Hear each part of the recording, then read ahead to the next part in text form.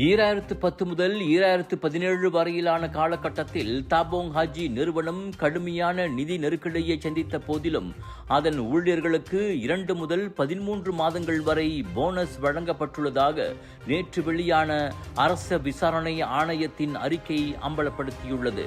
2014ஆம் ஆண்டில் வழங்கப்பட்ட ஒரு சிறப்பு போனஸுக்காக மட்டும் அந்த நிறுவனம் 74 மில்லியன் ரிங்கிட்டை செலவிட்டுள்ளது. தேசிய தணிக்கைத்துறை உறுதிப்படுத்தியபடி தாபோங் ஹாஜியின் சொத்து மதிப்பை விட கடன்கள் அதிகமாக இருந்த காலகட்டத்திலேயே இந்த அளவுக்கு அதிக போனஸ் வழங்கப்பட்டுள்ளது என்று அரச விசாரணை ஆணையம் சுட்டிக்காட்டியுள்ளது. அக்காலகட்டத்தில் ஈட்டப்பட்ட லாபத்தை காரணம் காட்டி இந்த போனஸ் வழங்கப்பட்டாலும் அமைப்பின் நிதி நிலையை கணக்கில் கொண்டு பார்க்கும்போது இது தவறான நடவடிக்கை என விசாரணை ஆணையம் தெரிவித்துள்ளது.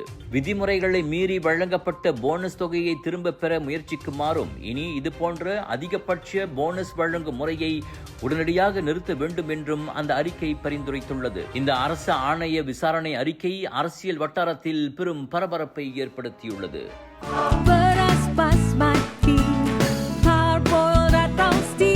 நீளமானது, தரமானது, சுவையானது, ஆரோக்கியமான அரிசிக்கு உன்னதமான தேர்வு.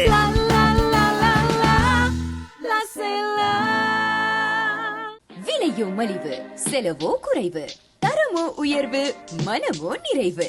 மக்களின் தேர்வு என்ரிகோஸ் முழு ஆடை சத்துள்ள பால்மாவு.